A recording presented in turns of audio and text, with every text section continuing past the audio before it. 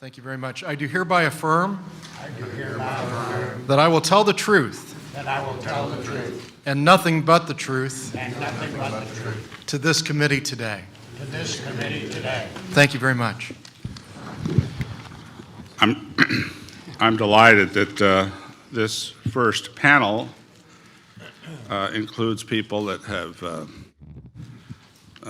been in airplanes as pilots, flying those. They've also been involved as controllers, and I understand FAA administration is represented here as someone from that. I'd also like to just acknowledge the gentleman on this panel that's flown more combat missions for the United States Air Force than any other person in the history of the United States, and his record is double the man that's in second place, and that's Lieutenant Colonel Richard French.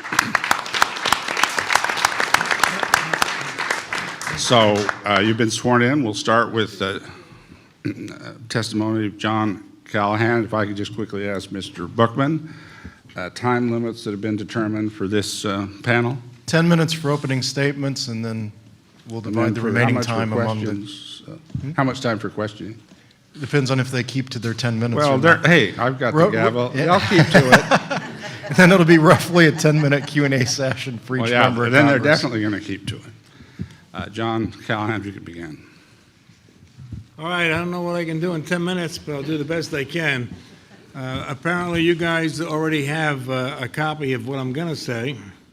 I'll just hit the highlights. I was a division chief of the Accidents, Evaluations, and Investigation Division of the FAA in Washington, D.C. from 1981 to 1988. I was the first man selected for that position, and we created that position. It came about after the air traffic controller strike.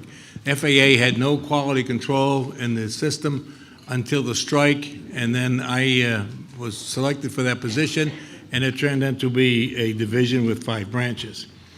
During this time, I was involved in an investigation of an extraordinary event and was asked not to talk about it. Since retiring, I decided the public had a right for this information and that they could handle it. And nothing's happened to me as a result of discussing this out in public. In early January of 1987, I received a call from the air traffic control facility out in Alaska. It was the region, and they wanted to know what to tell the media. That apparently the office was full of media. They had them in the hall, and every time they went out to do anything, the media was sticking the microphone on their face, and they wanted to know what to tell them. So I said, tell them about what? And he says, about the UFO. And the next one was, what UFO? We had established a procedure that if anything newsworthy happened in the FAA, we in our division were to know right away so we could defend the United States government. Anyway, I said, what UFO? And he says, oh, a couple of weeks ago is what he told me, and it was really a couple of months ago. They had a UFO chase a 747 across the Alaskan skies for some 31 minutes. But like, who believes in UFOs? And somehow the media heard that this was going on, and now they're out there in the halls, and he didn't know what to do. They couldn't do their job, and he was kind of panicking. So I gave him our official answer. Tell them it's under investigation. And once you tell them that, they kind of drift away, and they're all gone. Then I said, I want you to pack up all that data we have, all the computer data. And in those days, when we talk about computer data and disk, we're talking about those disks that were like a 78 record player, and it looked like a pie case that they have in the delis. There'd be 10 or 12 of these things inside. That was the disk that we're talking about, not these little things you carry around with you today. So I said, I want all that stuff. I want the voice tapes. I want everything sent to the FAA Tech Center by tomorrow morning. You put them on the red-eye flight, and we're going to go down to the Tech Center and look at what you have.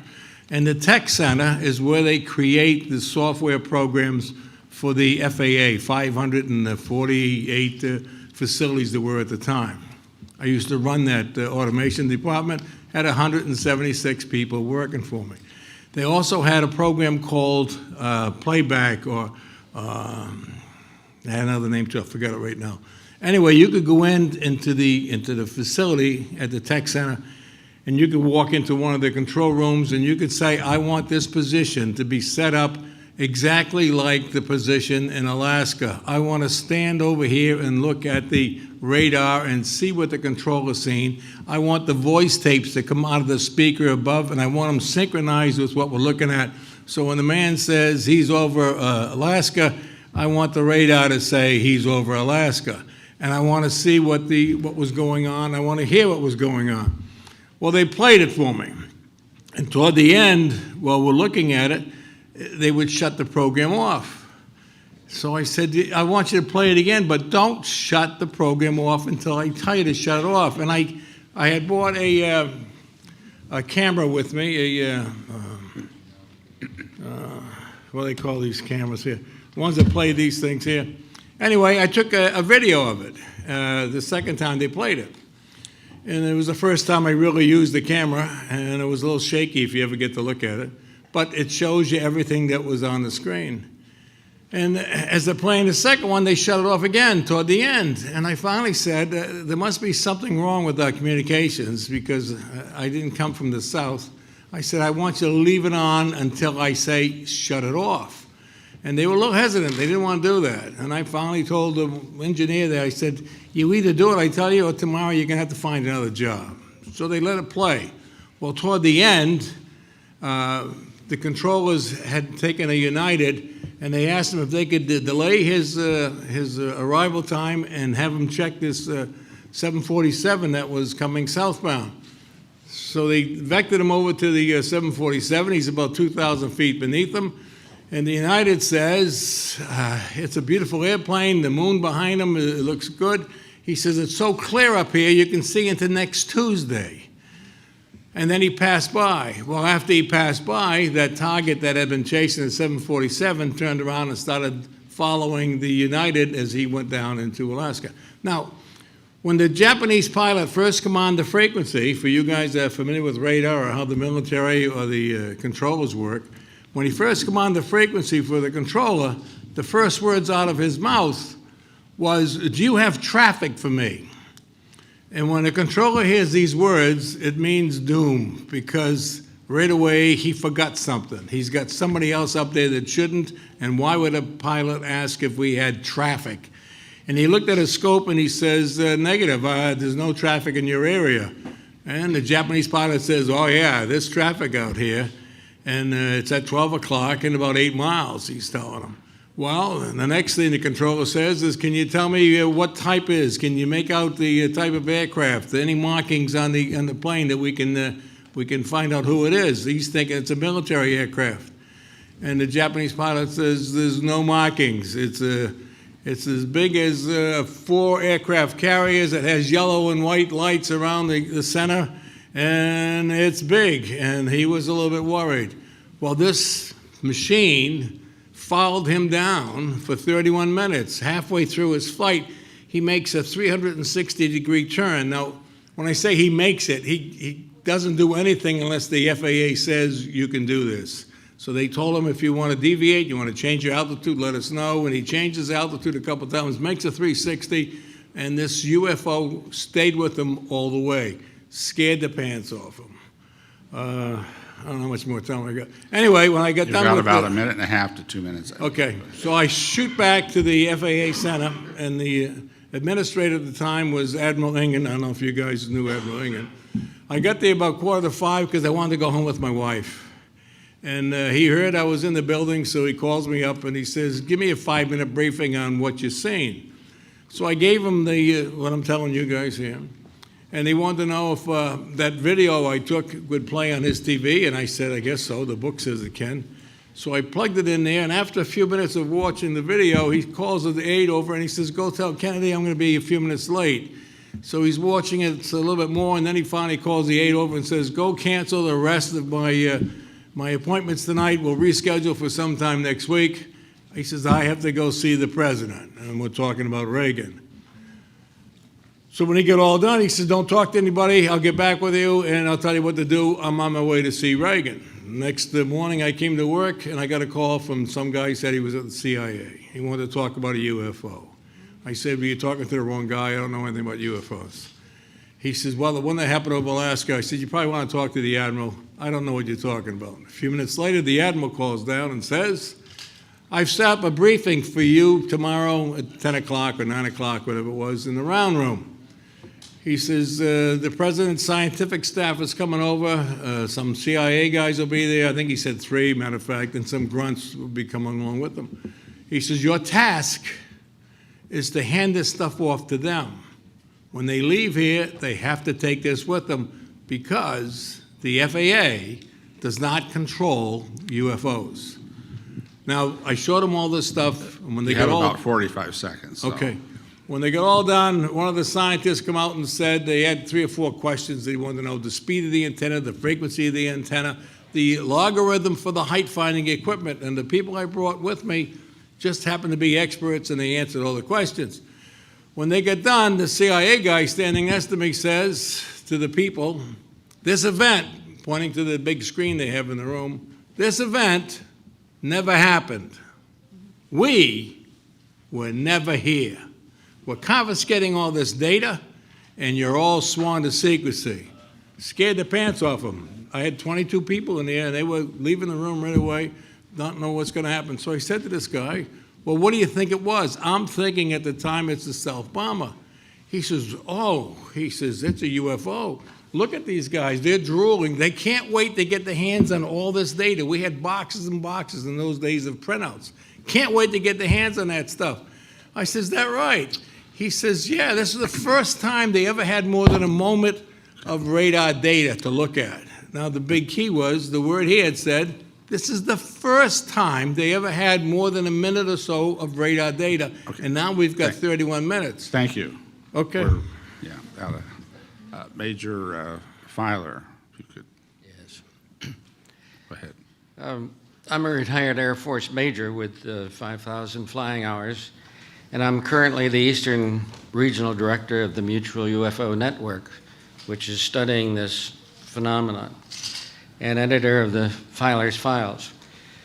When I was flying for the Air Force 420th Air Refueling Squadron stationed at RAF Sculthorpe in England in January of '62, we were in orbit for refueling fighter aircraft over the North Sea at about 30,000 feet in our KB-50J tanker just after sunset on a clear night.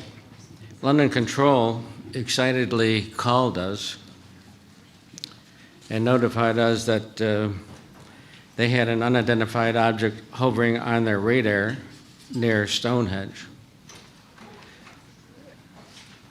We were asked if we were willing to intercept the unidentified craft, and our refueling mission had just finished, so we quickly agreed to chase their UFO. We were given an intercept heading and started to dive toward the UFO. It was really an exciting situation. Next, and we were to go towards Stonehenge, which is over the center of England. Next. London Control was diverting all aircraft out of our way so that we could have a clear path for the intercept. Then we realized we were above our red line speed on the aircraft and had to pull back on the power. And London Control started giving us distances to the hovering UFO. Next. It was some 60 miles ahead and then 40 and so on. And as we got closer, we got the radar going on our aircraft and picked up the hovering UFO in the distance, about 30 miles. It was an exceptionally large radar return. Next. And just judging on the size of the radar return, it was about equal to the Brooklyn Bridge or the Firth of Forth Bridge in Scotland, which is a huge bridge about a mile long. It was the biggest radar return that I'd ever seen on the aircraft radar. And it was sharp and solid as compared to the fuzziness of a rain cloud. I felt the craft must be made of steel or some kind of strong metal. We were doing about 425 miles per hour as we approached to about 10 miles. This gives you an example of how large a radar returner was. It was a dark night, and we could only see a series of dim lights directly ahead. Next. This is something what it looked like in the distance. Suddenly, the UFO seemed to come alive, and the lights brightened immensely, and the UFO accelerated in a launch similar to a space shuttle taking off. Next. Lit up the sky and disappeared, frankly. We saw much brighter lights and a fantastic acceleration. It seemed to go straight up, just estimating speed like 50,000 miles an hour, 100 times faster than we were moving. We asked London Control if they had any rocket launches in the area. London Control seemed as disappointed as we were, and the controller said, "There are no rocket launches in the area. Thank you for your intercept. You are now cleared to return to your mission." The incident was recorded in my navigator's log and was mentioned the next day in operations. Interestingly, the Air Force did not seem particularly interested.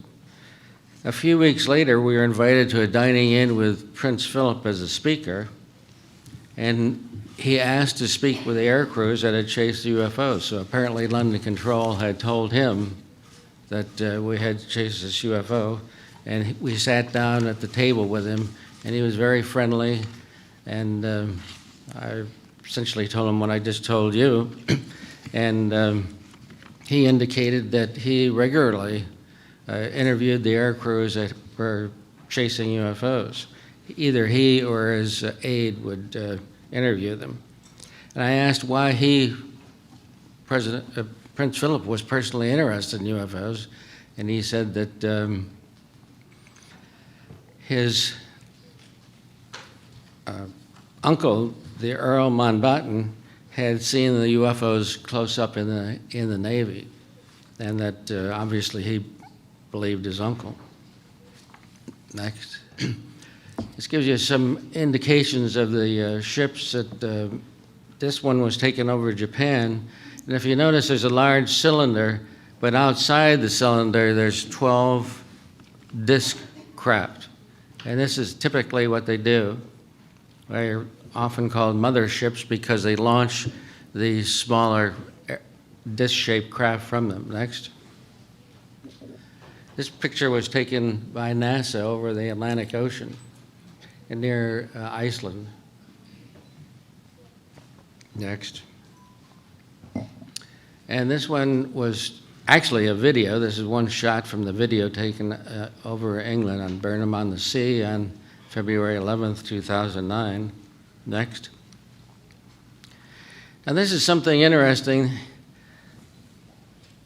that I feel or have the theory that the ancient British actually copied the UFOs. The archaeological structures are carved in the ground in England. There's dozens of them, and these structures are over a mile long. Next. And this is how they're made. These ditches are carved out, and if you think about the type of energy that it takes to make what amounts to is a 2-mile around section of these ditches, the British archaeologists call them cursus because they remind them of kind of a racetrack. But I suggest that they in fact show that the craft had been there in ancient times. Next. Here's another picture of one, the Stonehenge cursus, and you see outlined on the ground. And this is right in the Stonehenge area. Next. This is one of the typical disc-shaped craft. Next. And they built these huge hills in England. The question is, why were they built? It happens that the disc-shaped aircraft seem to be able to power up by the energy inside the hills and the electrical energy coming down. Next. We feel that it's something like the cargo cult in World War II, the natives in the South Pacific made shapes of aircraft on the ground, and that the British in the ancient times may have done the same thing. Next. This is one of the better aircraft pictures taken in Cumberland, Rhode Island on July 3rd, 1967, and this was colorized and the windows put in. Next. One Navy chief petty officer, flight engineer with 10,000 hours, had also seen a UFO, and he said that cigar-shaped craft was twice the size of 2 aircraft carriers. Next. And the object moved east at about 100 knots and was a huge aircraft.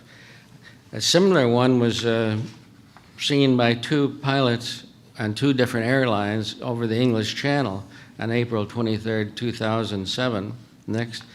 Captain Ray Bauer in his Ernie aircraft, and a Blue Island pilots had seen these UFOs and reported them.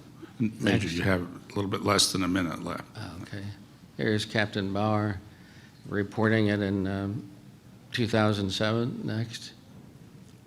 And here's a close-up of one taken in France just recently. In any case, these spacecraft occasionally roam our skies. They're seen by many people, by many pilots and air crews, and I think they've been here for thousands of years, and our ancestors made structures on the ground to remind us that they had actually been here.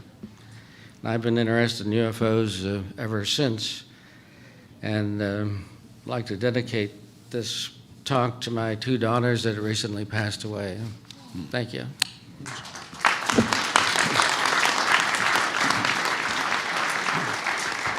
We could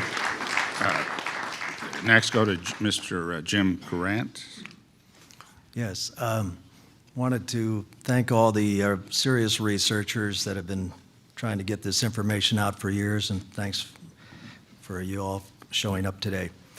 And my background is I've been a pilot started taking lessons when I was 10 years old. I've been an airline captain for 31 years, flying 46 years, and have over 32,000 flight hours, rated as a captain 747s and most Boeing jets and Airbus. I'm also a helicopter instructor and instructor in gliders and balloons and such.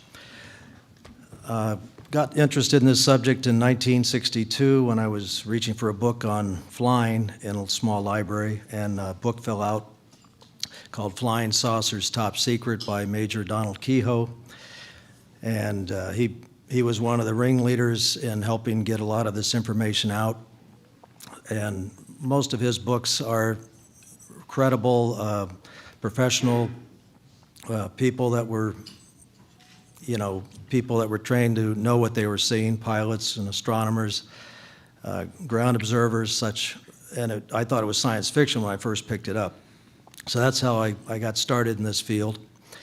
And it has not been an easy field.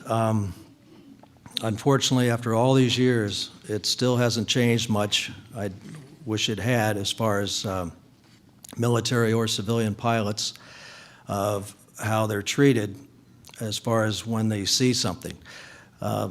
Give you an example of things that are seen but not talked about. A friend of mine was a flight engineer, 747, with an air carrier I was flying for at the time, and they were over the Pacific, and they had a similar sighting to what happened with the Japan Airlines flight in 1986, but this was in 1980. There was no radar, and my friend came up to me later after his trip, and he said, "You won't believe what we saw. This thing was bigger than a aircraft carrier." And he said, we were obviously flying a 747. They were heading to Narita. They were told to park the aircraft when they got there, and then they were debriefed, told never to talk about it.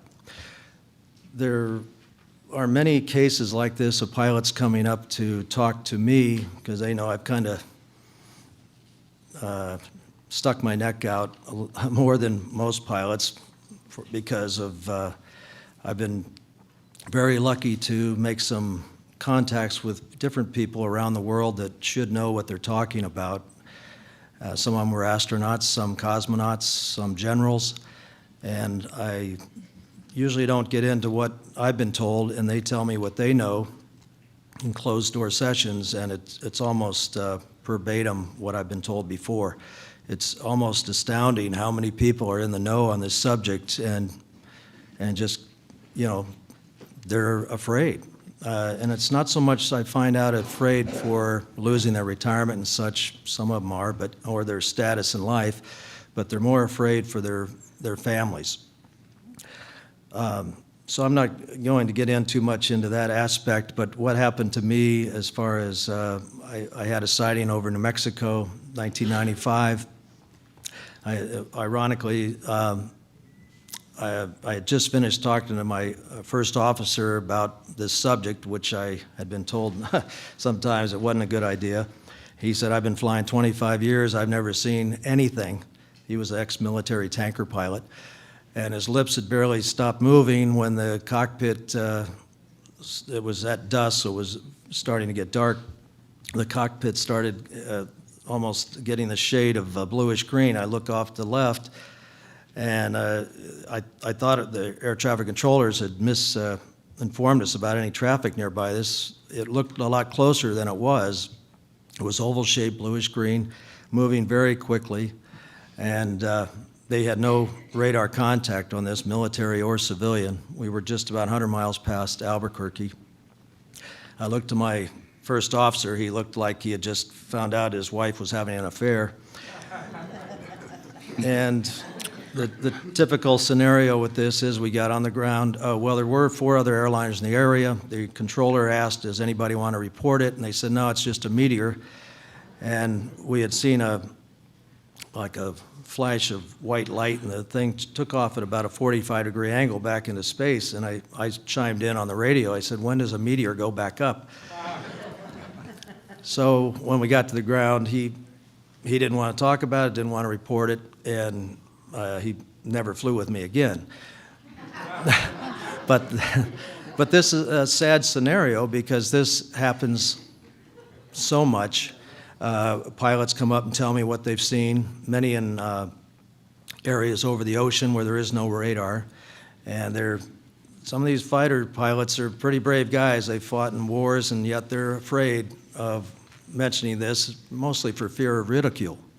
I have been invited in to talk with a small group of high-level people, a couple of senators, and Gordon Cooper, the astronaut, one of our original 7, and Edgar Mitchell are friends of mine, and I'm really proud of the effort they've put out trying to get this information out, because it is very hard to get to the truth on this subject, which is ridiculed so much, but it's also so hard to get to the proof, and that's what everybody's after, and I have found out why this proof is so hard to get after, and there's so much more I could share, but when you're down to just a few minutes, you have to almost be a top 40 disc jockey to get through this. But you got a couple more minutes, so please tell us that. 3 minutes.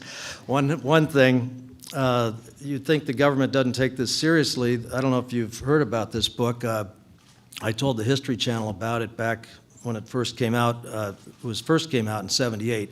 But in 1992, the second edition came out, and they added the section. This is the Fire Officer's Guide to Disaster Control for our federal and civilian fire disaster people for atomic wars or whatever, and how to deal with it. It's written by ex-Navy personnel. One's an attorney, one's a PhD.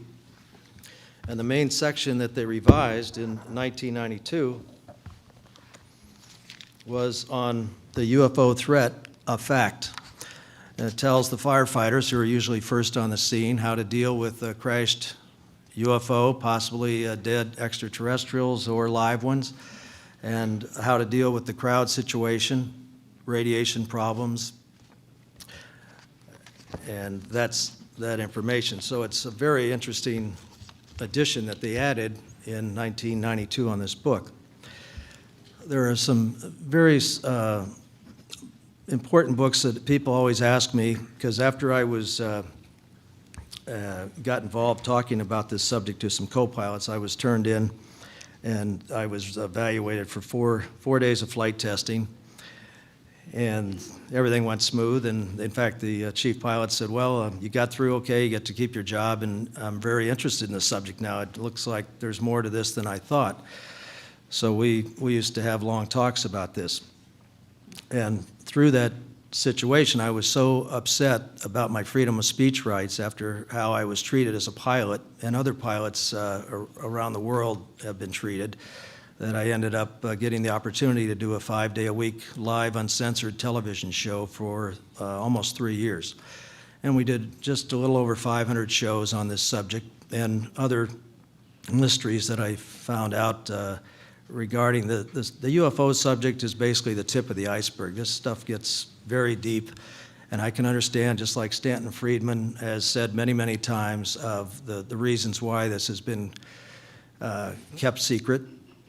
It's much more involved than people realize who don't do their homework, because most people are so busy getting their kids to school, paying their mortgage, and their own box of reality, that a person convinced against their will is of the same opinion still. And all we can do is just keep trying, and hopefully the press will have more serious articles, and the articles have been published this week, unfortunately, that are put a bad frame on the seriousness of this subject. You've got about 30 seconds.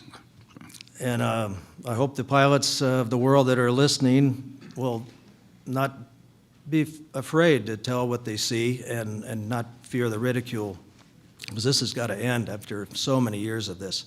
But once again, I do recommend, if somebody is interested in this subject, I always recommend Richard Dolan's books, excellent research, Linda Moulton Howe's books, Stanton Friedman's books, Timothy Good's book called Above Top Secret, and Brad Steiger's book, The Rainbow Conspiracy, and also Michael Hesselman's book, The Secret History of UFOs. There are many others. I have a collection of over probably 3,000 UFO books at my house and hundreds of videos.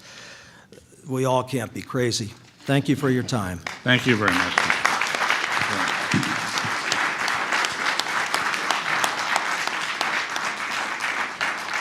Now, let's see. Now, if we could hear from Lieutenant Colonel Richard French. I am Lieutenant Colonel Richard French. I was a fighter pilot in both Korea and Vietnam. During a number of flights of mine,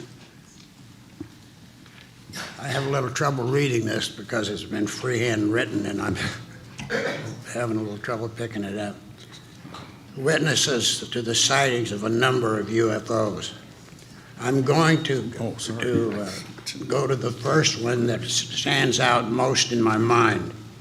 I was at Spangdahlem, Germany, when I received a telephone call from the OSI district commander telling me to go investigate a reported UFO in the water in Newfoundland.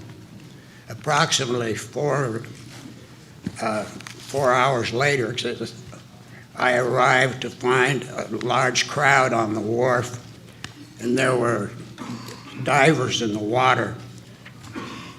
The water was very clear. You could see down as much as 200 feet in it, but what I saw down there were two UFOs parked side by side, but I couldn't see anyone around either one of them.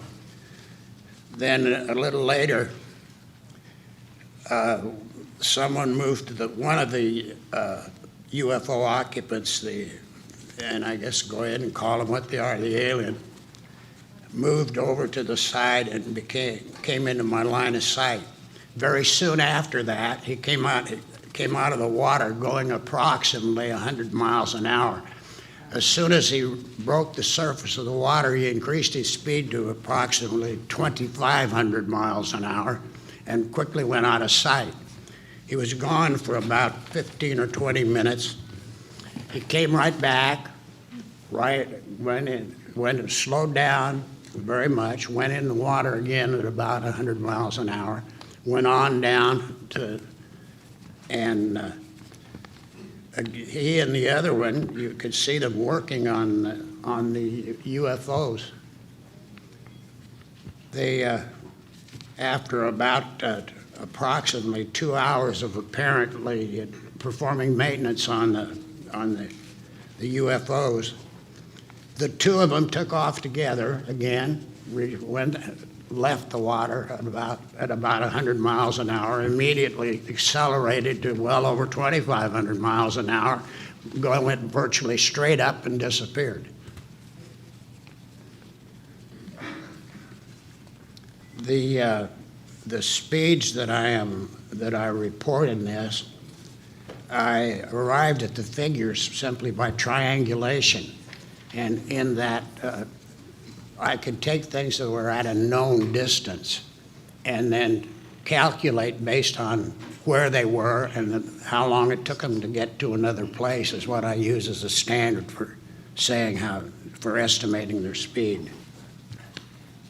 In another instance, I was on my way to Libya.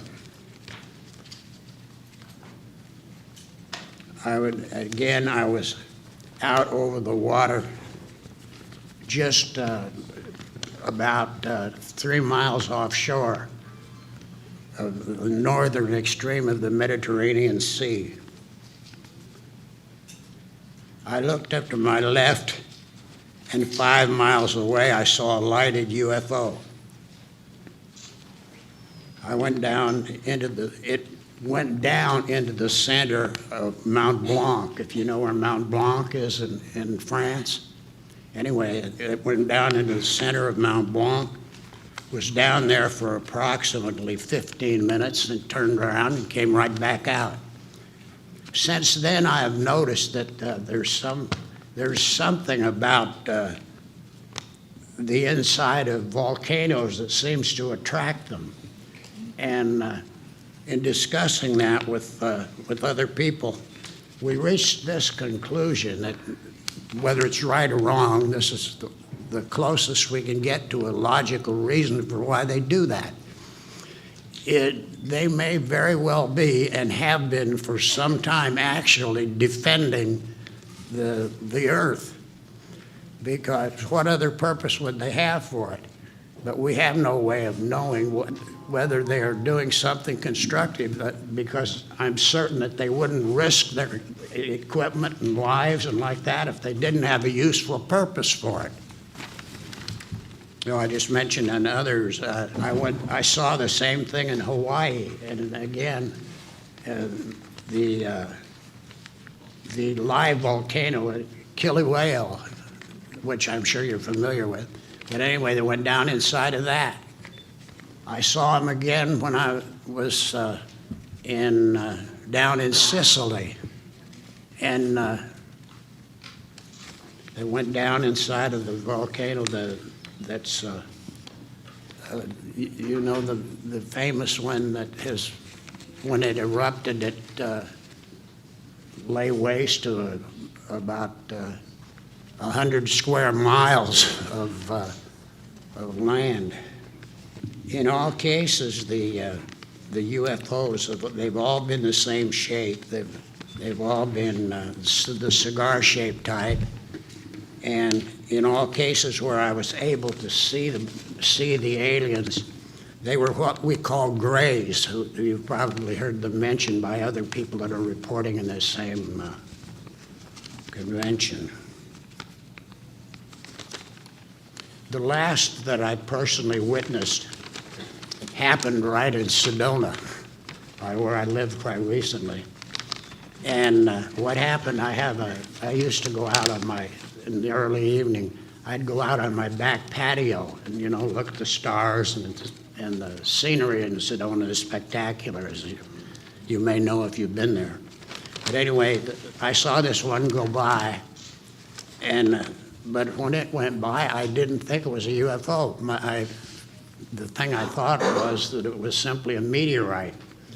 But you know, I watched it, it went from north to south, and disappeared, and I thought, well, that's a meteorite. And I believed that until the thing turned 180 degrees and flew back. Well, that immediately convinced me that that was something that meteorites don't normally do. And that concludes my speech, gentlemen. Thank you very much. Thanks, Colonel.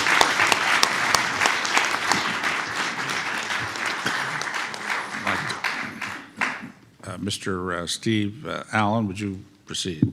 Thank you. Good morning, distinguished members of the panel. Greetings from the Lone Star State. Thank you for taking time to investigate. I hope it'll be rewarding.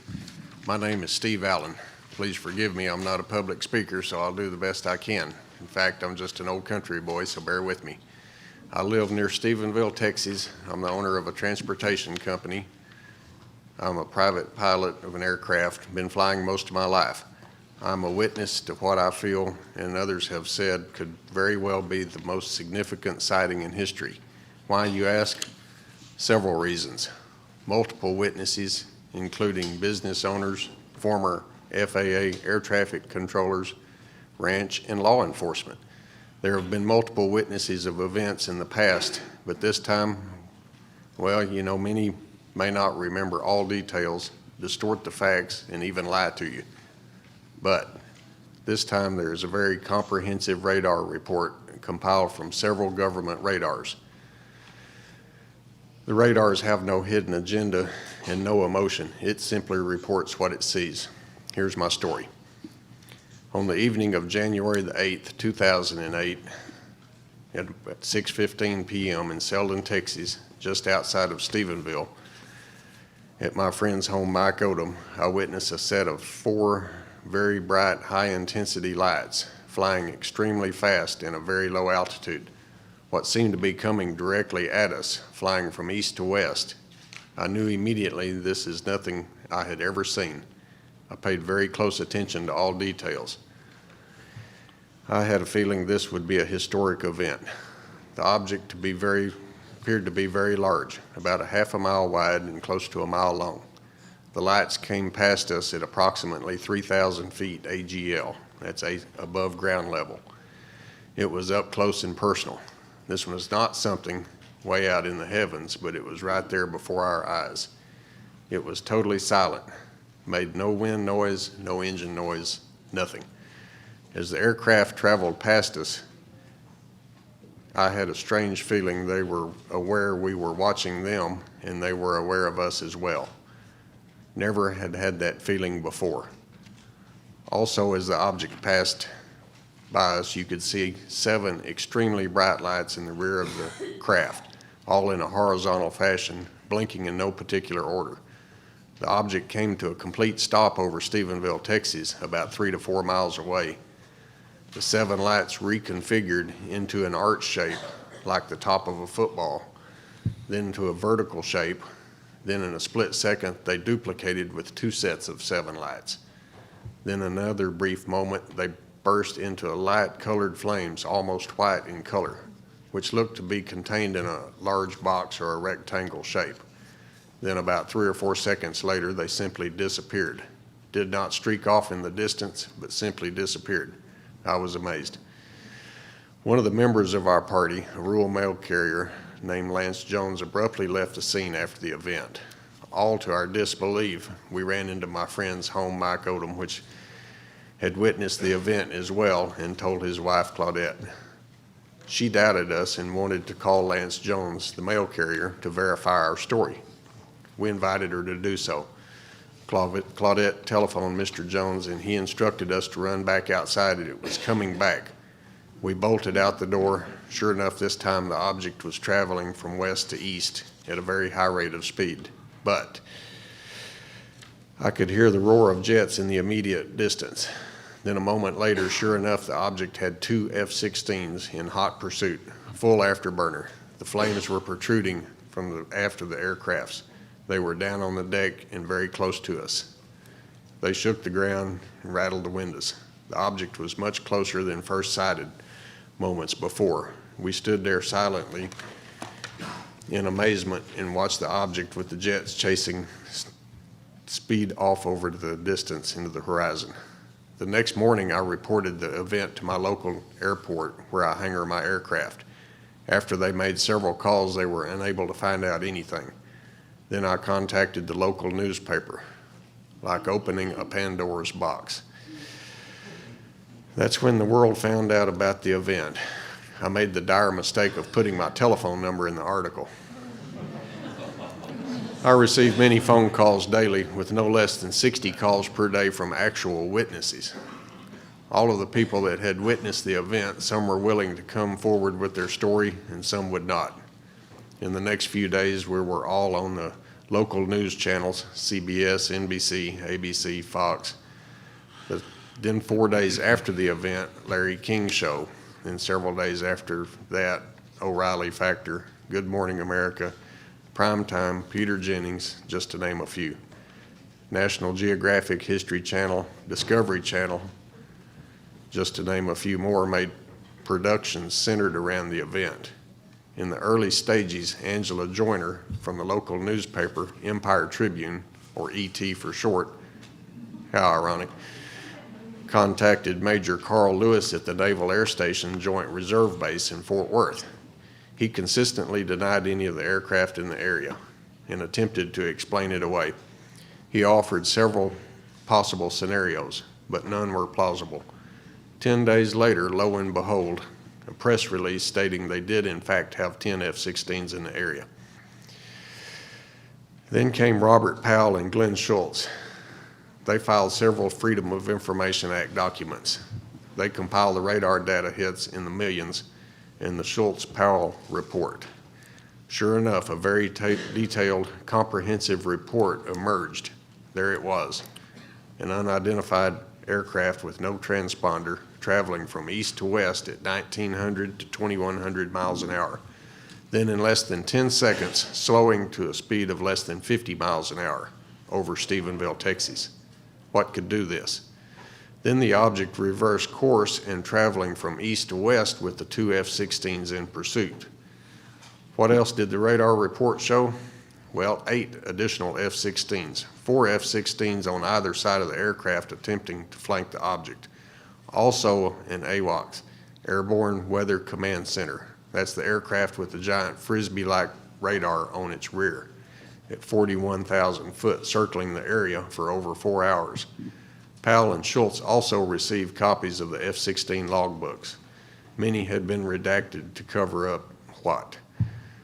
The craft ended up 10 miles from the former President Bush's Western White House in Crawford, Texas.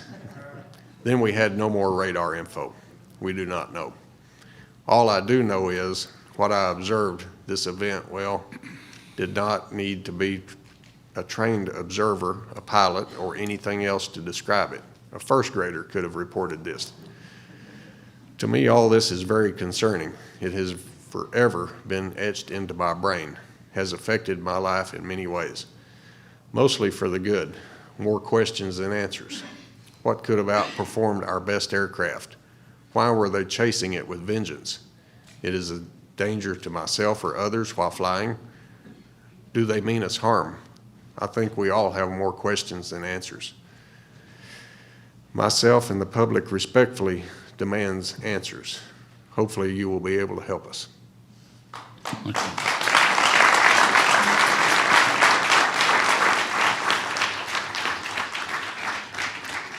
Okay, well, thank you very much, witnesses. We'll have 10 minutes for questioning from each member of the panel. And if any would like to reserve some of their time on the first round, we'll hopefully get 2 rounds in, if it's possible.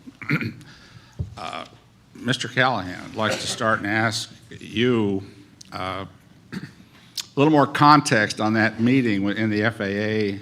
Where was it and what was the year? You mentioned the Reagan administration. I'd just like to put this, your testimony, in a little more context so I understand it just a little bit better. Well, at FAA headquarters, 800 Independence, the administrator's on the 10th floor. On the 10th floor, he has what we call a round room, similar to what the president has. And he had set up a meeting for us to go at that in that room. It also had a big TV screen that comes out of the wall, so it's similar to what you have up here. And The people that were there were the three scientists, the three CIA guys, a bunch of grunts. I brought up 22 experts from the area. They watched the video, and I've got the original copy of the video here in case you guys are ever interested. Okay. I've So got the voice tapes from the military. there were probably, what, about, you'd say 30 to 40 people in attendance at that? Yeah, that's Briefing. pretty close, yeah. And did, let me ask you this question. When was the first time, that happened, which year? 80?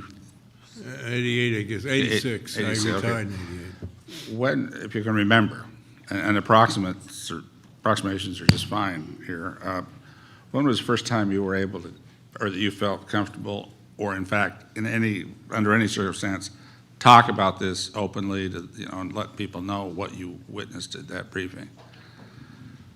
Well, I don't have any problems being comfortable anytime I'm talking. So you did it immediately, I take it? Yeah, my wife is one of those engineers, software engineers, and after I spoke to the administrator on the way home, I told her what we had seen up at Lang City. I played the tape at home, and she's one of those guys, if you asked her what time it was, she'd tell you how to build a watch first. Well, she's watching the TV screen at home, and she's telling me what we're looking at and how that target got there and got there. So besides your wife, who else did you tell about this event? And let me just preface that with, were you asked by anybody there, CIA, the three CIA gentlemen, not to talk about the briefing, or? Well, they made a comment, but they were talking to the people I brought up. So in other words, okay. As far as I was concerned, they weren't talking to me. I understand. outranked them, and Okay, I appreciate that. I'd like to just ask Jim Courant to follow up a few questions on what you testified. Let's see, the sighting you had was in 1995, I understand. Yes. Did you have any other sightings in was it 40 years experience as an airline pilot that you mentioned, or 30 to 40 years? Flying as an airline pilot since 1971. So over 40 years experience. Any other sightings? Yeah, there were, it was unusual, but at two different locations, a week apart in the middle of the night. And both times I had two different co-pilots, and they were ironically both ex-tanker pilots, so they knew what a tanker operation looks like at night. And we were, probably around 35,000 feet, 32,000 the other incident. One was over Montana, one over Georgia. 2 in the morning, the first one, a little past 3:30 in the morning, the other one. Both times, no radar contact. They were, ironically, very similar.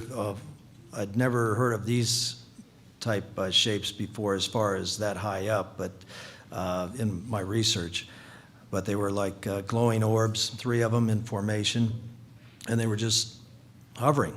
And we're cruising along about 450 miles an hour, and like I said before, I'm a helicopter instructor, so obviously a helicopter can't hover that high. But I must say, with all this, most of what people are seeing are aerial phenomena, maybe black projects from our government. So a very small it might be percentage. able to be explained? It could be something, of course, this was back in would have been 1985, or actually it was around 85, 86. But we didn't have these drones like we have now, but I don't even think they fly that high. But these things were just hovering there, stationary, and then they just slowly turned to the left and started flying off. And both times when we asked the controllers, do you have anything on the radar, and they say, we show no traffic in your AR. TCAS, which is our traffic avoidance system, never went off. And I just, well, I'm going to get back to this radar question, but I'd like to reserve the balance of my time Okay. to ask questions. So I'd like to call on Representative Woolsey to take this. Thank you, Mr. Chairman. Major Filer, Yes.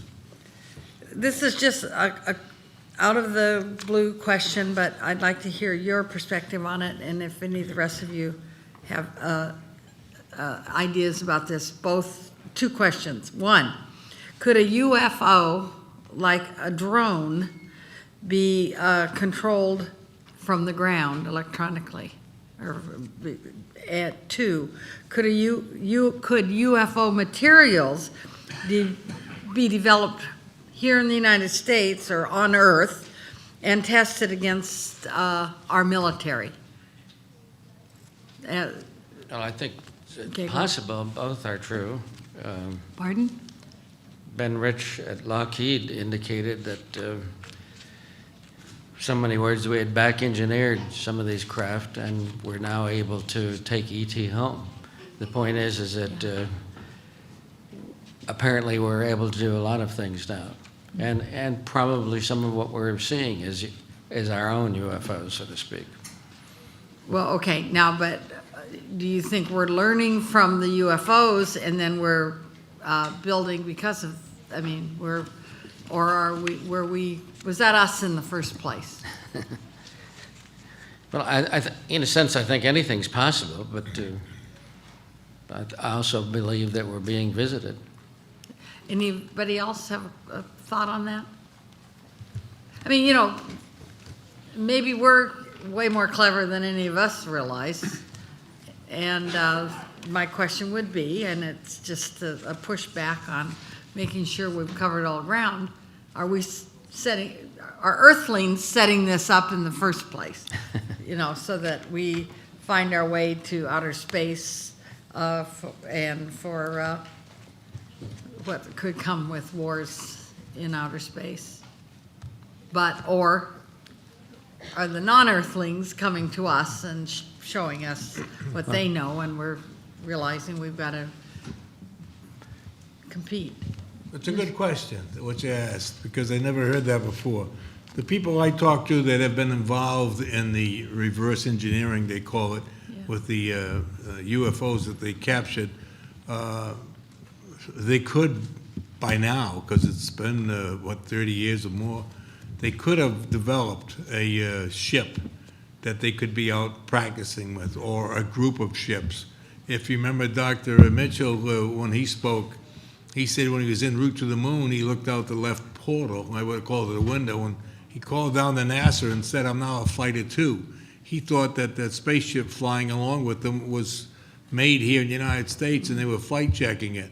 So it is possible that the United States has been making these UFOs, but I don't think they're going to tell us.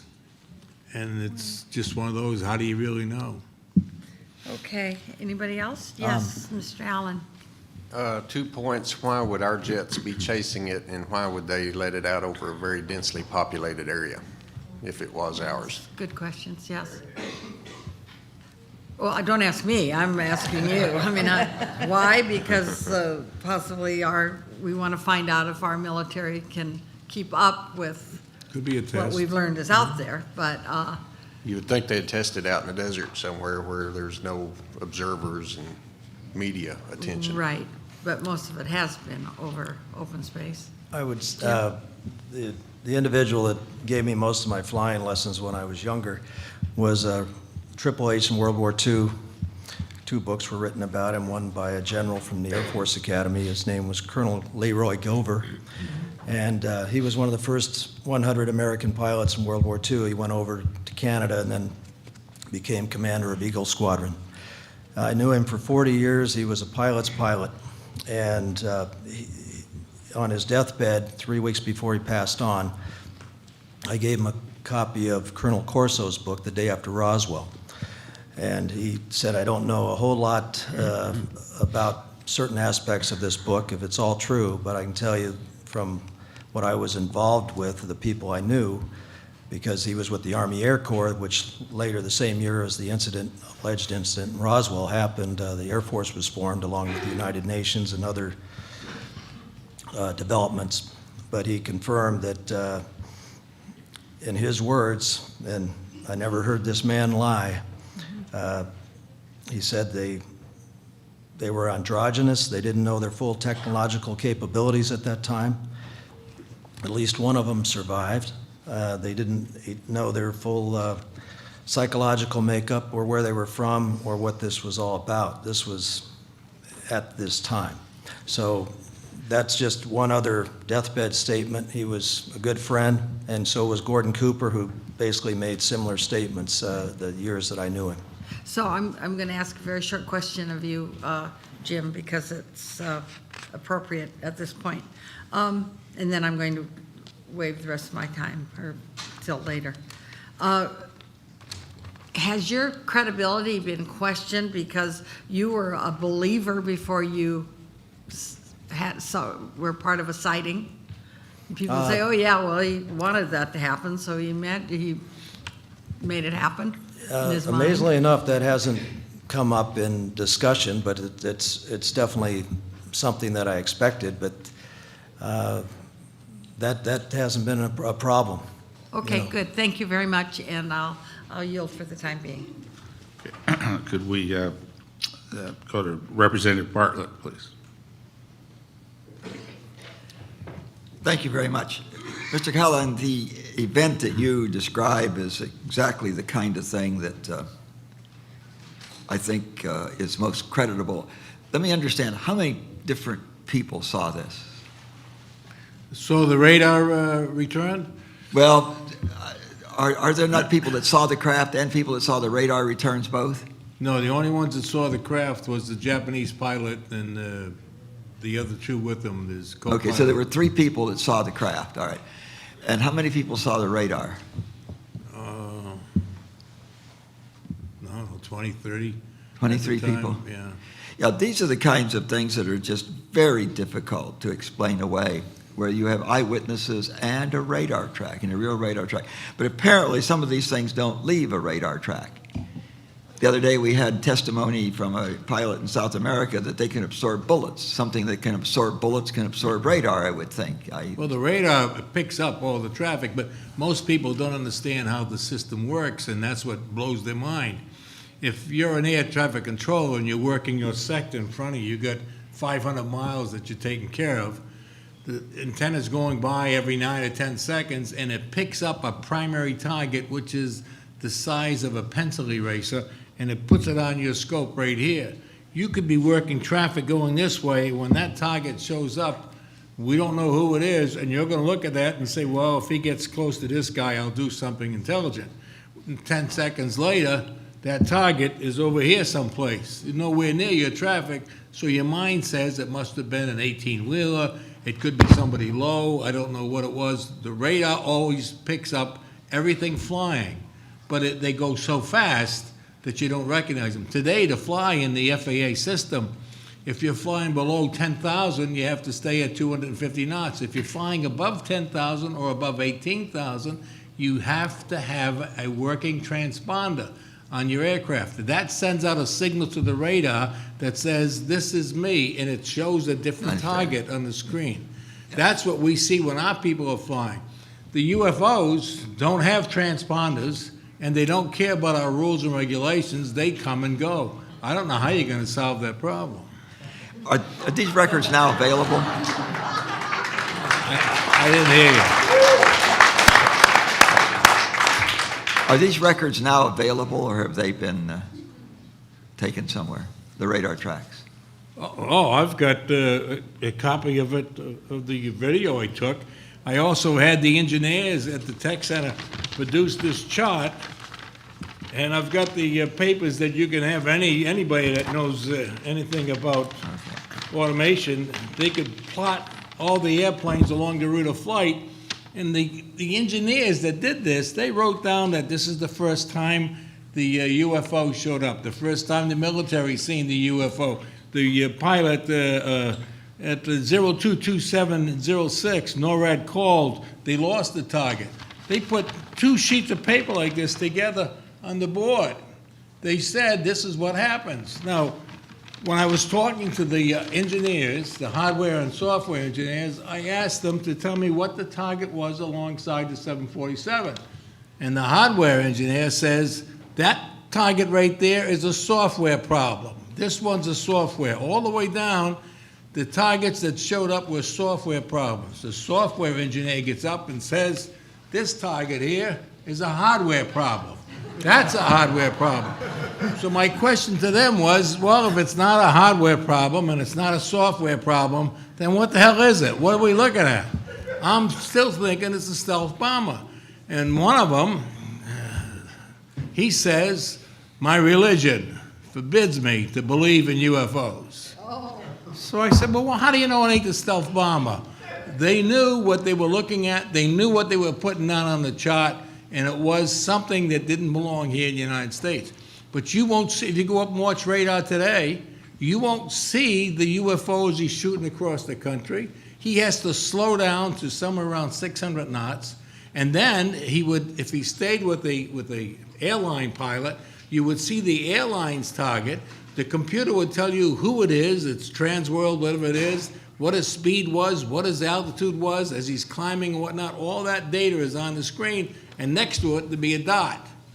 And unless the pilot said, hey, if you got somebody at my altitude, we would never know that that's what it was. If he stayed a little bit above that aircraft, he wouldn't see it, wouldn't give it any thought, we would not know. Once the pilot says, hey, there's somebody at my altitude here. If it was a Learjet or a military aircraft, had the pilot said, it looks like an F-106 playing games out here, we would have tracked that little dot all the way to he landed, and we would have wrote him up for flying and controlled airspace without the FAA's approval. I think you've answered my next question. That was, how do those who say there is no such thing as this explain it away, and they're explaining it as either a software problem or a hardware problem, huh? Well, that's what the engineers did. I gather. Okay, thank you very much. Mr. Pfeiffer, the hills in England and the energy from the hills, can you explain that a bit? Pardon me? You mentioned hills in England and energy from the hills. Yes, we've done some indication that the UFOs may need some kind of electrical and magnetic energy. And all over the world, there's pyramids or hills or mountainous terrain where they seem to be attracted to and have often been reported in landing on top of these pyramids, that kind of thing. And we're assuming that they may use this as a power station. There's books out that indicate that the pyramids actually generate power, that they're power stations in some way. And for example, right now there's some 200 pyramids in China with flat tops to them, which make them ideal for a craft landing on them. And the Chinese are declaring that they're some 10,000 years old. The question is, how did these huge pyramids be built when we were basically not much further along than cavemen? Yeah, that's very interesting. Let me continue a little bit more with this, with Mr. Allen. You mentioned that that they just disappeared? Yes, sir, just in a flash. They didn't streak off or anything, it simply disappeared. And when you saw it take off, there was no propulsion sound, there was no wind sound? Correct, no wind noise, no engine noise, nothing, and we was... Has anybody speculated on how a large object like that could move so rapidly through the air and have no wind noise? That's one of our questions, pure speculation. Were these tracked by radar? Yes, sir. Yes, that's a comprehensive radar report. I think you do have a copy of it. So there's something tracked by radars, and people saw it, so you know it's there, and it moves very rapidly, and there's no propulsion sound, and there's no wind sound. No propulsion sound I understand, because we don't know how they propel themselves. If it's an anti-gravity thing or something, obviously there's going to be no propulsion sound. But you're going through the molecules. I don't understand that. Yes, sir, Colonel French. I apologize for this because I had intended to discuss the Phoenix Lights, and by accident I stepped over that. Go ahead and take the rest of my time to discuss the Phoenix Lights. Right. Go ahead. What happened? It happened in 1997. I was with 4 friends, and we were up at an area called the Boulders, which is in northern Scottsdale. And that was when the Phoenix Lights, were they were explaining what they were was that they were actually targets for gunnery practice. Well, I knew better than that, and I was explaining to them why. Number one of those gunnery targets, they're a flare, and the flare burns for exactly 1 minute and 21 seconds. And another thing about them, a gunnery flare may go up or down. Now, the reason it would go up, it'll capture heat in the deployed area of the parachute, and it'll rise, or it won't capture enough air in it, and then it'll descend and sit. So I knew then they couldn't be that. And I'm telling to my friends, no, they got this all wrong. While I'm in the process of doing that, there was a low spot it's a mountain range, but it's not an extreme one. And this UFO came through that cut, and of course there was no lights on it that I could see at that point. When it went by, and now it's going at this time at about 50 miles an hour, and descending slowly and headed in the direction of Tucson to the south. Well, as it got past me and about probably 30 miles down, the lights out on the range, they didn't go out, they stayed on, but they started heading for Tucson. The UFO, now it went by, made absolutely no sound. It was less than 100 yards from me, and you could hear absolutely nothing, yet the vehicle was actually nearly a mile long and approximately 60 feet in diameter. Again, silent, totally silent. When it got in the vicinity of Tucson, the smaller UFOs that were reported to be parachute targets, they headed toward Tucson, and at that time I could see on the side of the UFO like little doors open. They entered the other, we call them motherships. Anyway, the smaller ones went into the motherships. The motherships went, when they got to Tucson, they very quietly disappeared, went right up and out and gone. Now, Thank you. I think my time is consumed. Thank you so much. Thank you. Go to Representative Hooley. First of all, thank you for your testimony. Jim, I'd like to ask you a question. Did people not talk about this because they were afraid for their families? When did you start talking to other people about what you saw and what happened? Probably more after the TV show UFO Cover-Up Live in 1988. It was kind of the beginning of the, from what I understand, a slow education process for modern times of the public. And there's been, since then, it's been easier to talk about this situation with other crew members do come up. They've seen me on TV, and they say, I'm still afraid to talk about it, but let me tell you what happened to me, or my father when he was in the military, or this or that. But I'm glad that these shows for the last 20 years on Discovery Channel, Learning Channel, even the show recently that's a series, Ancient Aliens. If you look at things like the Ica stones of Ica, Peru, very fascinating case with the 50,000 Ica stones, amazing. I've traveled the world studying these things, and it just gets deeper and deeper and more amazing. But one of the problems with people not being able to accept this, and it is a major issue, is if these entities are getting here, which I, as a person, believe they are, based on my research, they've conquered gravity. Once you conquer gravity, you conquer everything. So there goes the fossil fuel-based, economy of the world, and we can go on and on. The religious issues are pretty relevant. But Carl Sagan, on his show Cosmos, he admitted with 200 billion stars out there, and the Drake equation, they must be out there. but they can't get here. And what's locking that problem is the theory of relativity with Einstein.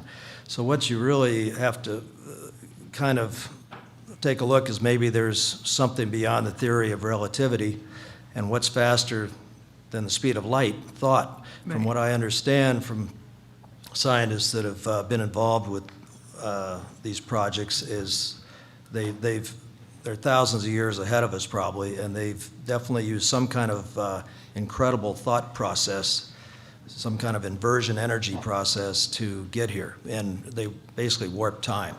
So as profound as it sounds, if you'd told me that 10 years ago people would be bumping into themselves in an airport terminal like zombies looking down at these devices, these cell phones, I wouldn't have believed it. And so anything's possible. But we do have, based on what I understand, an aircraft called a TR-3B. There's probably either many other advanced craft that we've developed at some of these installations like 51 or Pine Gap in Australia possibly, that do hover silently, and they can duplicate some of the technology, but we haven't been able to replicate it 100%. Thank you. I don't know if anyone wants to volunteer for this question, but nobody talks about the sound. Are there no sounds that you heard when you saw a spaceship or saw a flying object? Did they make any sound? So you have to be, is that why more pilots have seen them than anyone else, because you're in the airspace with them? Yes, I'd like to Mr. answer. Pilot. I'm with the MUFON organization, and we investigate these sightings, and we get about 1,000 sightings per month. Per month? Per Okay. month. And actually, I write about it in my filer's files, which I'm happy to send to anyone. I'm sending out 17,000 emails a week discussing these sightings that we're getting. But generally, people say that there's no sound. Occasionally, when the UFO goes right overhead, you know, they can see it go right overhead, just a few hundred feet above them, they'll hear what sounds like an electric motor. Okay. And that description has been given many times, sometimes a buzz sound, and very low, and obviously if you're in an aircraft you wouldn't hear it, or even if it's a little bit further away you wouldn't hear it. Point is that there apparently is, at least on some of the UFOs, a small, almost indistinct sound. And that's probably to do, like you mentioned, with the overcoming gravity.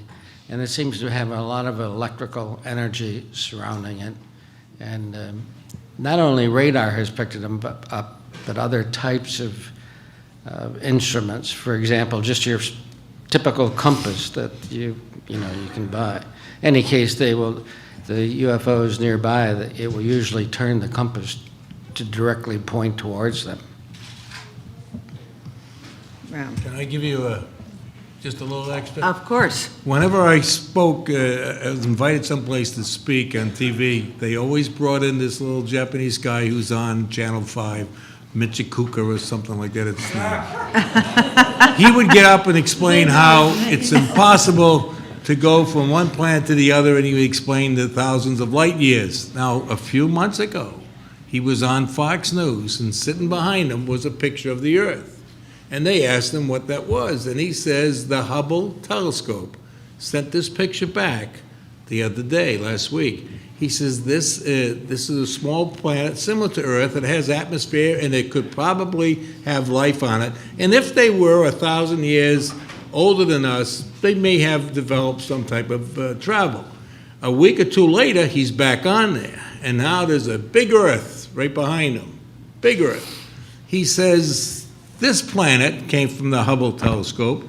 It is 100 times bigger than Earth, and it has atmosphere, and it could have life. And if they were 1,000 to 2,000 years older than us, they could have developed space travel, and they could do the wormholes, and they could go from place to place.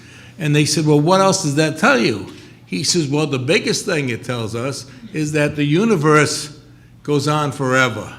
Apparently, they had thought before it was like the Earth was flat, and eventually you would run out of the universe. But now he says it goes on forever. And there's 2 planets that they have identified through the Hubble telescope that have been there longer than us. So you might want to consider that. That in your pipe. Yeah, okay. May I make one closing Yes, remark? of course. Had I came in here, I was not a skeptic when I came in here. I already believed in them. But I say very clearly that had I been a skeptic when I came in, I would have been convinced by the simple testimony of my cohorts.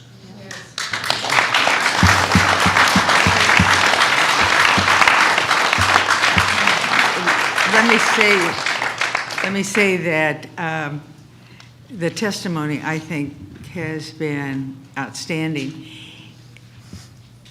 And your backgrounds and where you come from, and the fact that you are willing to come forward and talk about this, I think is a credit to all of you, so thank you for doing that. I have 2 minutes left, and I'm going to reserve my time, Mr. Chair. Okay. I'd like to ask Senator Gravel. 2 questions. One, when we look at the shape of the vehicles that have been observed, the 2 shapes stand out. One is something flat, like a disc, and the other is cigar-shaped. Could the cigar-shaped, which is, substantially different, could it be the angle of observation? Because if you observe a disc shape at a certain angle, it looks cigar-shaped. Could that be the case, and that we're talking more uniformly about disc shapes than disc and cigar shapes? Anybody could answer that.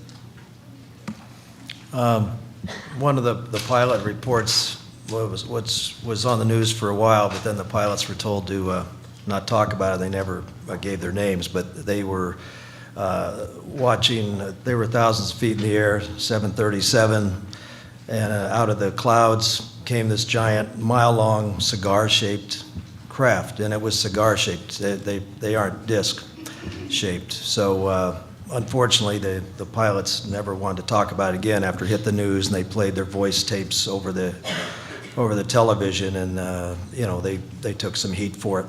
But thank God I've got Danny Sheehan over there to protect me as a good attorney in case I get in trouble here. Bless you. I would say You're we talking have- about a cigar shaped of a mile long. Yes, Yeah. we have dozens. It couldn't Photos. be. It couldn't be a confusion of a contrail, which could be a mile long. No, and I know No, no these, way. you're hearing reports of, size of 3 aircraft carriers, or in my friend's case, when that, over the Pacific, they said it was the size of an aircraft carrier, and they're in a 747.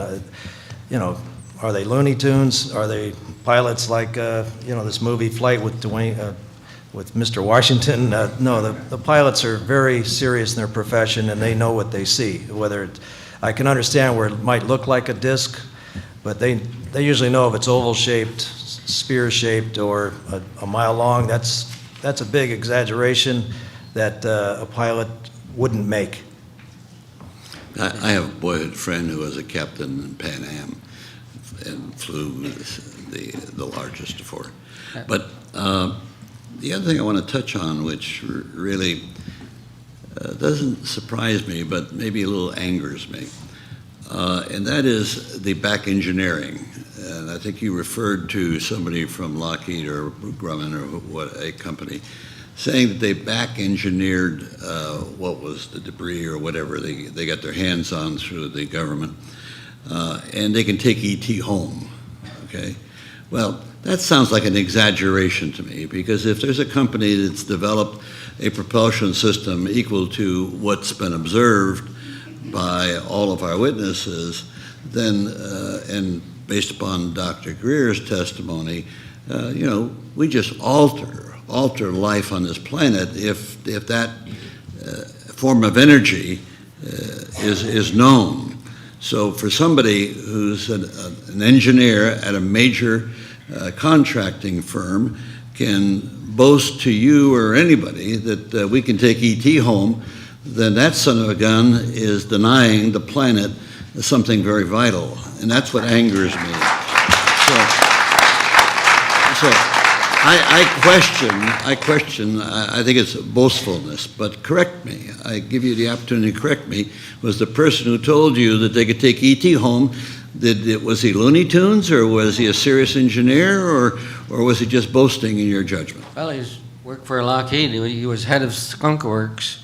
He was in a very important position, and I have friends who were at the briefing where he said this, Jan Harzen, at UCLA, and he said it in front of, like 100 engineers.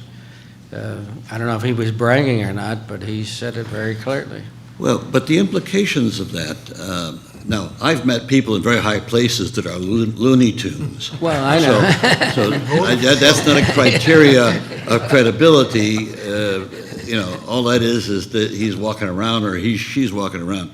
But the implication of that is what really must be focused on, is that if somebody who's in any responsible corporate activity, obviously funded by the government to some degree, and can make the statement with any degree of credibility that we can take E.T. home, then there's grounds for prosecution, there's grounds for something. It doesn't strike me as a proper assessment. It strikes me as boastfulness, the bravado that exists many times with technicians or politicians. I just don't want to attack technicians.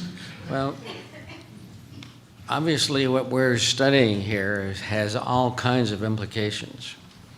And one of the implications that was written about in the Air Force physics books that was taught at the Air Force Academy said that if these craft really exist, and I've seen them and everyone here has seen them, that much of what we have concerning our laws of physics, our laws of biology and so on, are probably incorrect. So you can see how it would affect the whole civilization if it was released to the public. And I agree with that statement totally, and that's the reason why I question the statement that we can take E.T. home. Can I give you one Please. more thought? Assuming that the UFOs are there, are correct, they travel from one planet to the other. Where do they stop for a gas station? What do they do for oil? What do they do for medical, for the people that's there? My own personal thing, there's enough people here in the United States or on this planet that would not want the rest of the people to know how they could get this free power and the better medical stuff. So some of that's kept aside also. The companies or the corporations or whoever's in charge, they're not going to want you to know that you can take a toaster and give New York City all the power they want. They don't want you to know that. They're selling their product, and they got to keep control of their product. Look at what we're paying for gas today, almost $5 a gallon. Yeah, I found...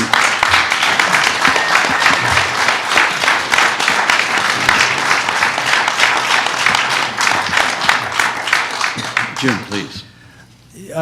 The man that the world doesn't give enough credit to that started this in the late 1800s is Nikola Tesla.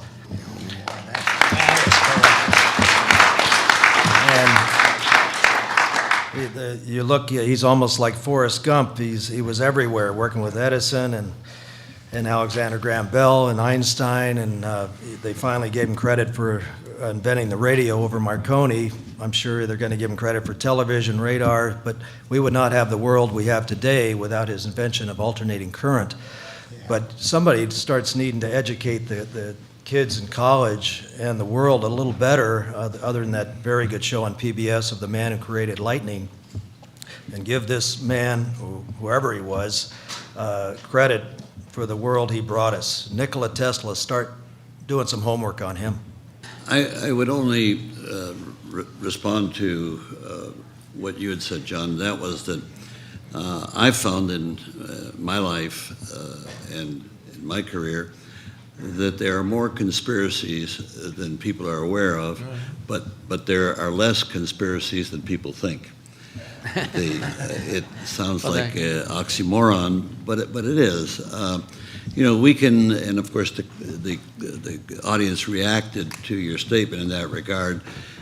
Sure, there's conspiracies. We know it all the time where new technology is bought up by a corporation because it impacts, and we know that the corporate interest is more interested in maximizing the profits from what they already have in place. We see this with refineries that should be shut down, but they're still making money with them, and they're not going to build a new one because they got the old one that they're making more profit on. But you come to the reality, and this is where I come back.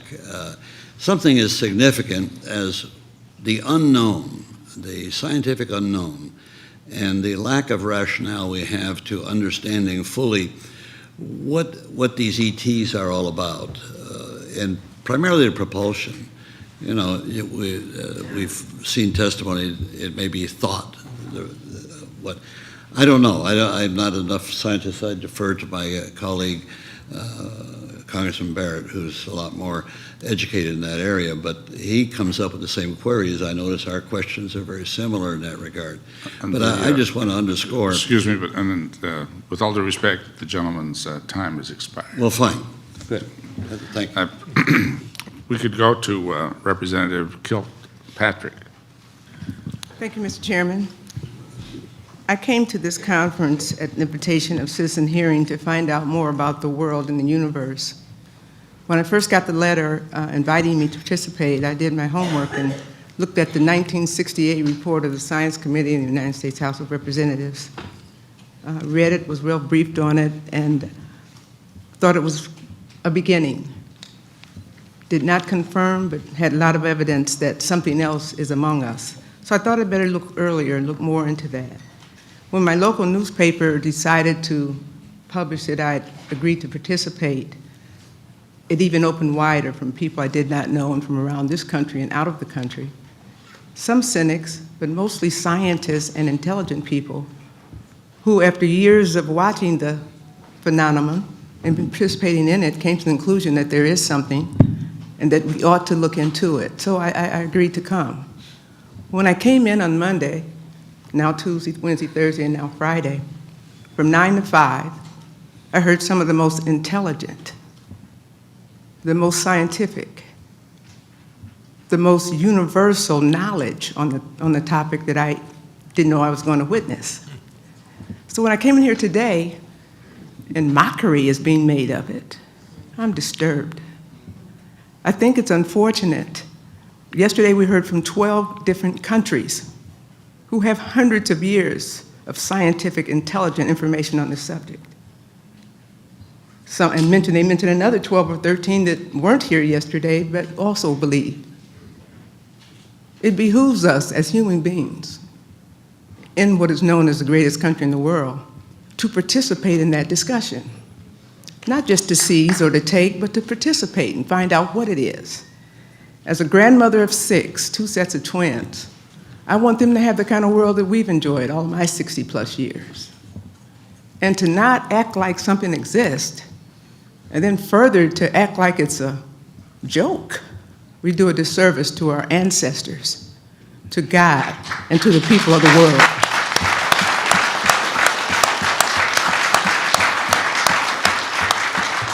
So I'm very new at this. I served 18 years in Michigan State House and 15 years in this Congress. Now here sitting with you, I'm a high school teacher, 2 children, 6 grandchildren. I want the world and the universe to continue. And if there is something out there, and I'm not a scientist, I have a master's degree from the University of Michigan. I'm learned, as you would call it. But there's a whole lot we don't know. I think it's ignorant of any people not to seek out what we need to know to continue the universe.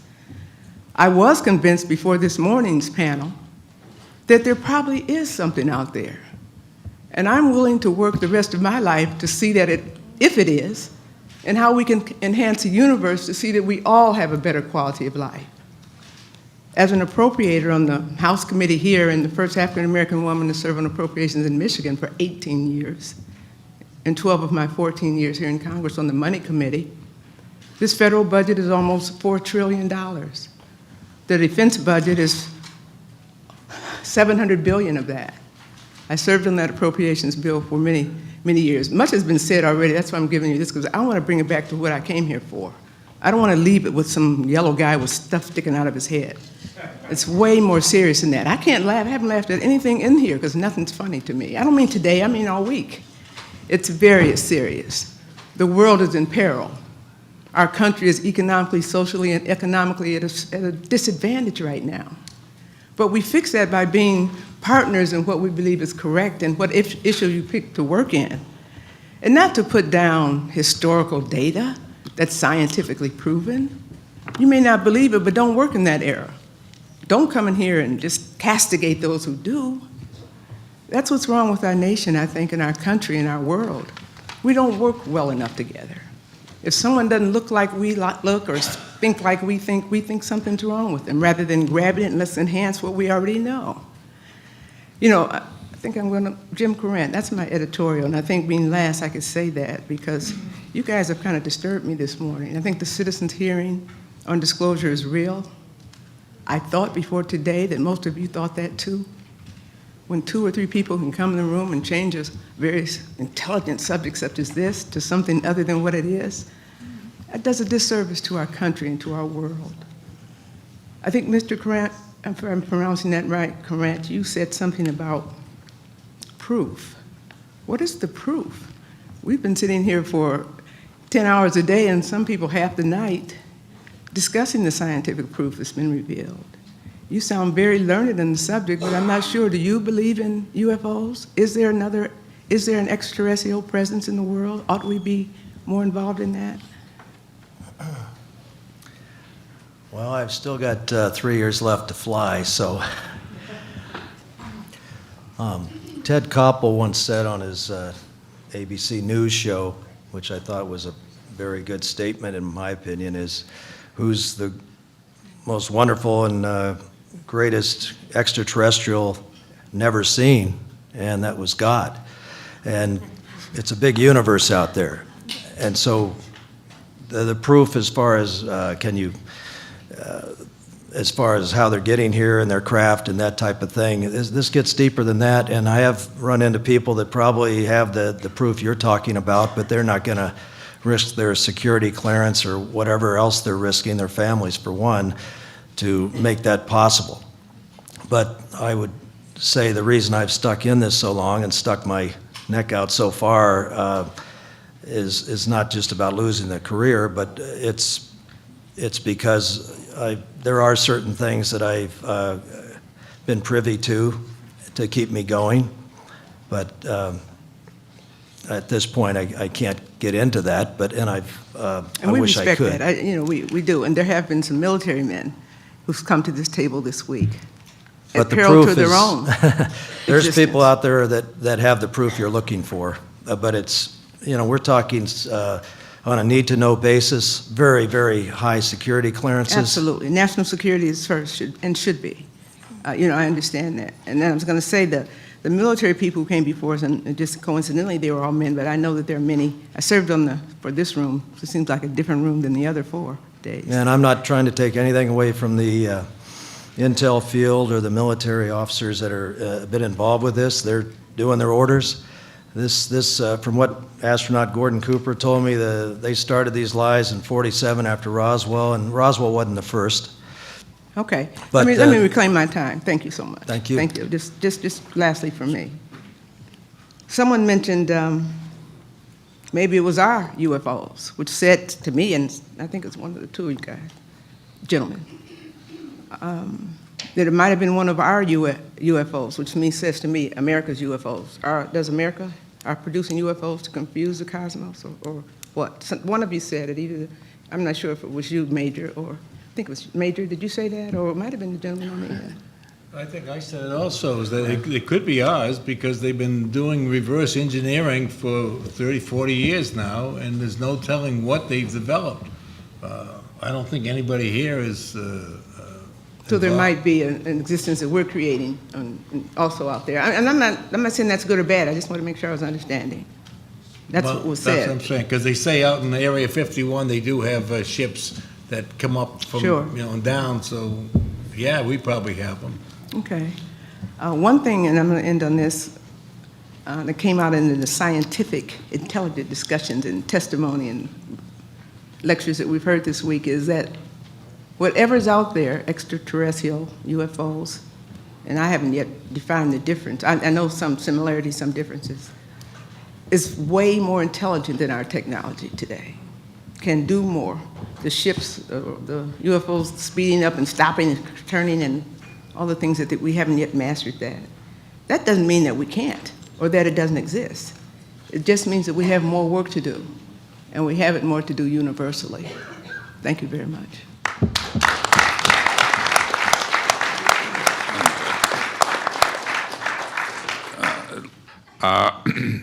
Steve Allen would like to talk to you about, now you were a pilot and you've done a lot of flying, but the thing you observed, the incident you observed, you were on the ground at the time. Yes, sir. Okay. Yes. And a whole lot of people in Stephenville saw what you saw. It's obvious from your testimony. Yes, close to 200 witnesses. And there were two, oh, was that what was established? I believe so, yes. Okay, and the F-16s that, that you say pursued whatever that object was also seen by how many people? How about, I'm not sure the number on that one. There was several, though, quite a few. right, okay, and do we have, is there, and I know there were newspaper reports of exactly what you said. Was there radar involved in that one? Yes, radar reports show the F-16s in pursuit. Well, they show the F-16s.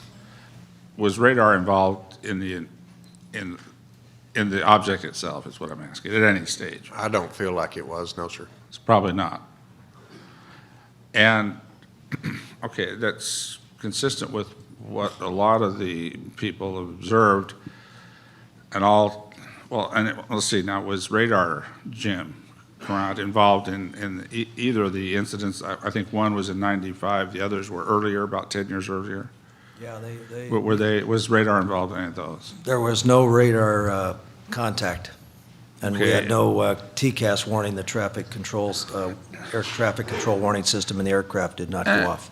And I thought John Callahan had some pretty good information on why radar might not be involved. Well, I've had If radar is not involved, does that lead less credence to the idea that there might be an extraterrestrial origin then? Not If radar necessarily. is involved? Well, obviously, we have stealth technology now. Where that came from, I'm not going to speculate on, but I know they just had a sighting, it's in the news this week, Airbus aircraft, British, coming into Glasgow, Scotland, December 2nd, and it just broke in the news yesterday or 2 days ago, and they were at 4,000 feet, and this disc-shaped thing came under them with, strange lights and all that, and they never got any warning from their TCAS system or wasn't on radar. So this And is... yes, Mr. Filer, please. Richard Haynes he's the ex-NASA expert on this, and all his books and studies for years are on pilot sightings, and one of the strangest cases was this Melbourne episode in 1978 where the pilot in a Cessna 182 disappeared after he was talking on to air traffic control about this craft coming down, bright light during the day, and they did have radar. Somebody got hold of the tapes from Pine Gap, Australia, our space monitoring agency down there, showing something coming at him, and then they never found any wreckage. He's never been heard from again. But Richard Haynes is the expert on pilot sightings. Read any of his books.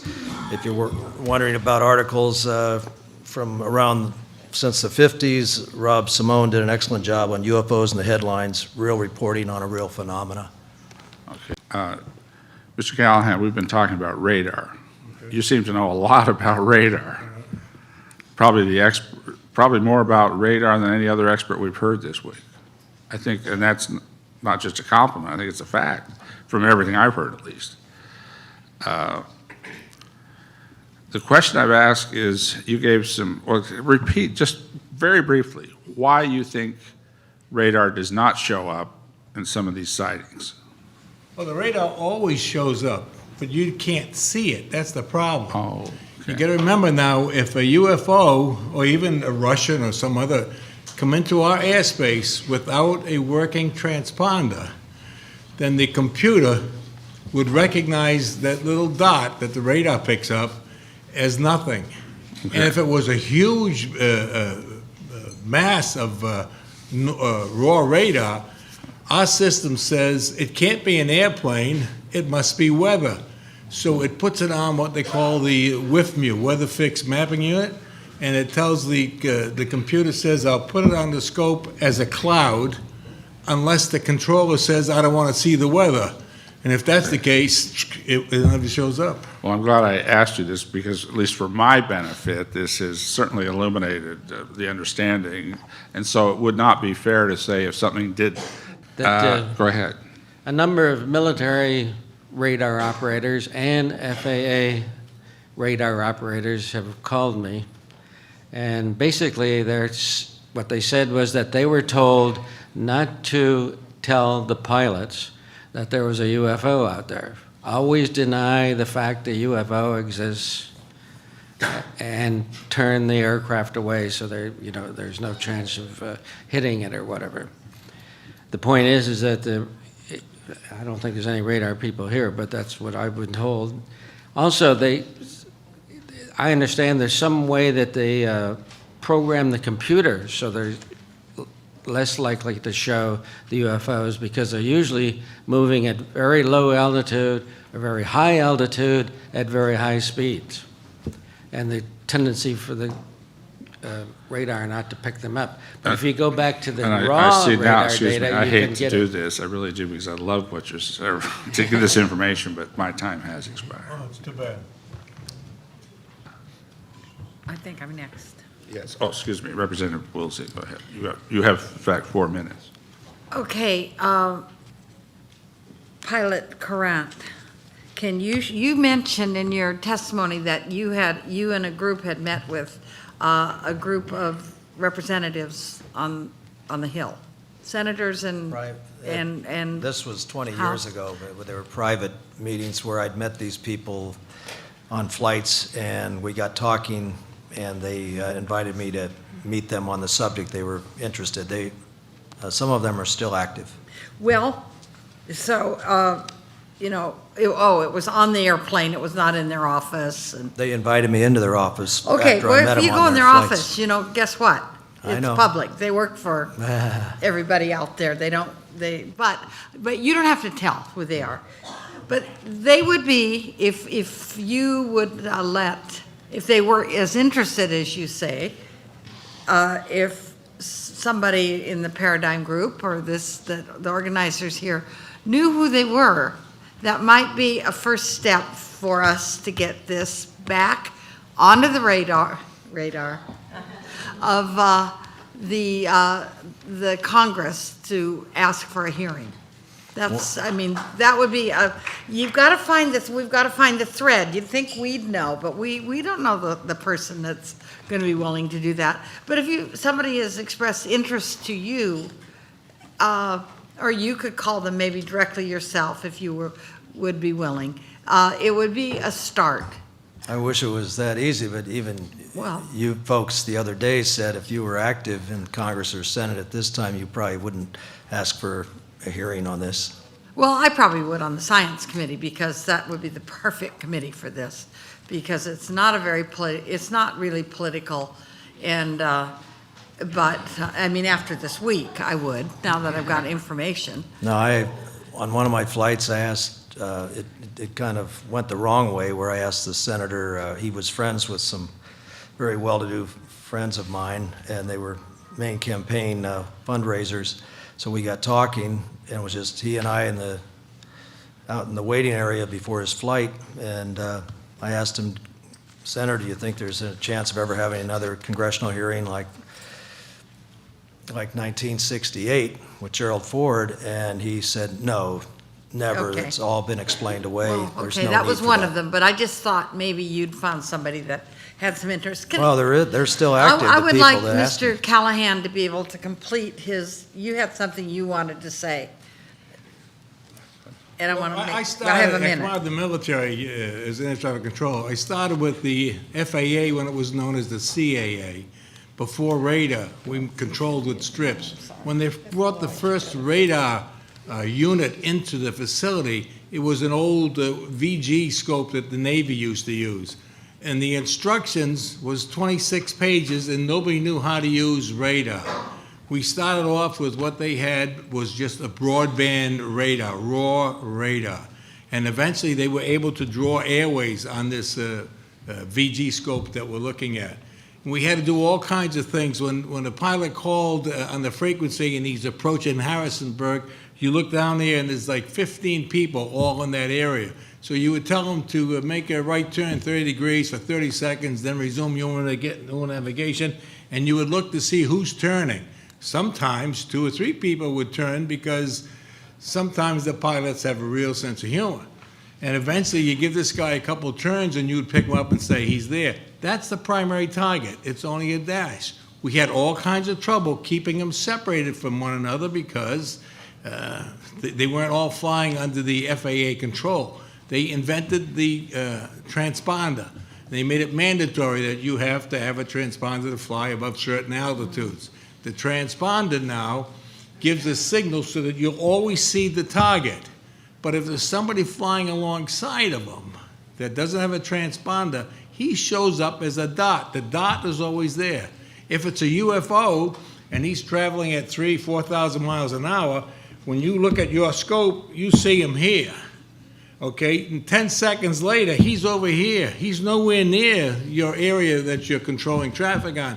You get 1 hit, maybe 2. He gets 1 hit on his sector and it's gone. He wouldn't know that was a UFO. And as long as I've been in the FAA, and I had worked up to the position where I was the guy in charge of all the air traffic people in the United States, if they screwed up on their phraseology, it was my fault. That was the new thing after the strike. So I knew everything, and we did everything. We never told our controllers not to report a UFO. We did tell them not to solicit a near-miss report, because when you bring 2 airplanes too close together, they would file what we called a near-miss.